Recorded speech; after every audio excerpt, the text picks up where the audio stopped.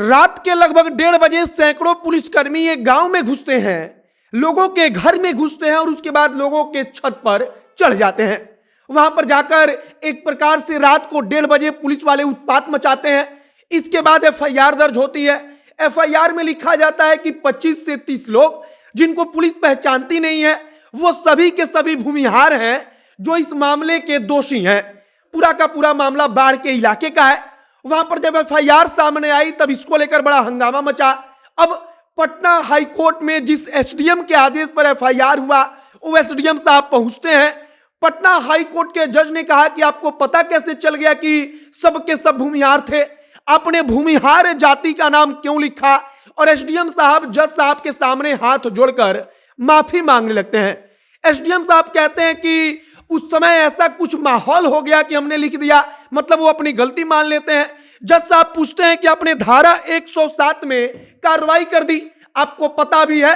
जज साहब ने हाथ में किताब थमा दिया, कहा कि पढ़िए इसको कि क्या लिखा है। और वहां पर एसडीएम साहब पढ़ते हैं और तब जज साहब टिप्पणी करते हैं कि जिसको पता ही नहीं कि धारा 107 कब लगता है, धारा 107 में कैसे कार्रवाई होती है, उसको सरकार ने एसडीएम बनाकर तैनात कर दिया था।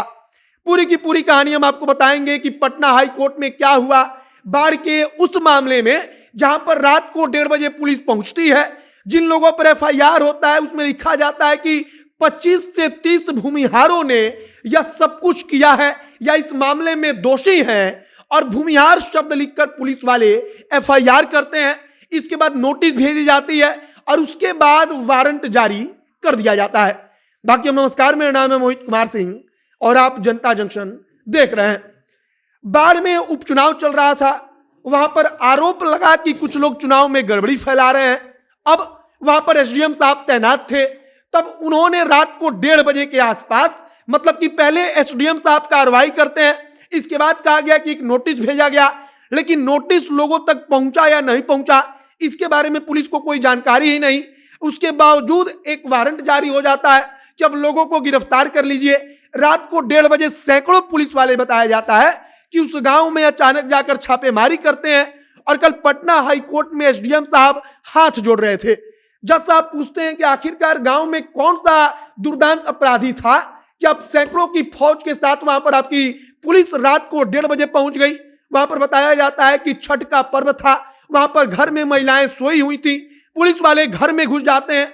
वहां पर बताया जाता है कि एक इंजीनियर जो कलकत्ता रहता है, वो अपने घर केवल छठ मनाने आया था, उसको पुलिस वाले बाहर फेंक देते हैं उठाकर। और यह सब कुछ बाढ़ के अंतर्गत आने वाले सम्यागढ़ ओपी का है। वहां पर बताया जाता है कि पुलिस वाले रात को 1:30 बजे पहुंचते हैं और इस सिलसिले में कोर्ट के सामने जज साहब के सामने कहा गया कि लोकल पुलिस ने क्या किया इसके बारे में ऊपर से कोई आदेश लिया ही नहीं गया। मतलब कि एसडीएम डीएम ने कोई आदेश दिया ही नहीं, ग्रामीण एसपी ने कोई आदेश दिया ही नहीं, बल्कि पुलिस वाले ऐसे ही चले गए। इसी दौरान वकील ने कहा कि एक ऑडियो है जिसमें जो ग्रामीण एसपी साहब हैं वो कह रहे हैं कि 30-35 लोगों को ऐसे ही फंसा दो। और ग्रामीण एसपी का वहां पर पसीना छूटने लगता है क्योंकि उनके कॉल रिकॉर्डिंग की बात होती है। और तब जज साहब उस एसडीएम साहब को कानून की किताब थमा देते हैं, कहते हैं कि धारा 107 क्या है इसको जरा पढ़कर सुनाइए। एसडीएम साहब वहां पर धारा पढ़ते हैं। इसके बाद जज साहब कहते हैं कि जब आपको पता ही नहीं कि इस धारे में कैसे कार्रवाई होती है या धारा कब लगता है, आपने जिन लोगों के ऊपर धारा लगा दिया उनका कोई पुराना रिकॉर्ड ही नहीं है, उन के ऊपर आज तक एक भी एफआईआर नहीं है, उसके बावजूद आपने धारा 107 कैसे लगा दिया? जज साहब कहते हैं कि रात को 1:30 बजे जिस गांव पर आप गए थे छापेमारी करने, जिन लोगों को आपने पकड़ा, जिन पर एफआईआर लिखा कि ये सभी के सभी भूमिहार हैं, उनके ऊपर एक एफआईआर भी नहीं था इसके पहले, और आपने रात को 1:30 बजे छापेमारी कर दी। इसके बाद जज साहब के सामने एसडीएम साहब कोर्ट में कहा जाता है कि हाथ जोड़ने लगे। वहां पर पूरी की पूरी सुनवाई होती है और इसके बाद जज साहब, एसडीएम साहब और ग्रामीण एसपी को कोर्ट में ही वहां पर परिसर में वकील के सामने, वहां पर अन्य लोग होते हैं उनके सामने जज साहब मन भर सुनाते हैं। कहते हैं कि जब कानून का पता ही नहीं तो आखिरकार एसडीएम के पद पर सरकार ने तैनात कैसे कर दिया। अब पटना हाई कोर्ट ने नाराजगी जताते हुए सीआईडी को जांच सौंप दी है।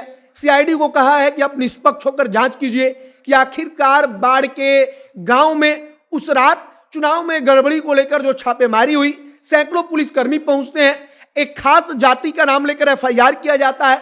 वहां पर असलियत में हुआ क्या था, वहां पर किसके कहने पर यह सब कुछ हुआ, और अब इसकी जांच सीआईडी करेगी। बाकी आपकी प्रतिक्रिया क्या है कमेंट बॉक्स में लिखकर बताइएगा। वीडियो शेयर कीजिएगा।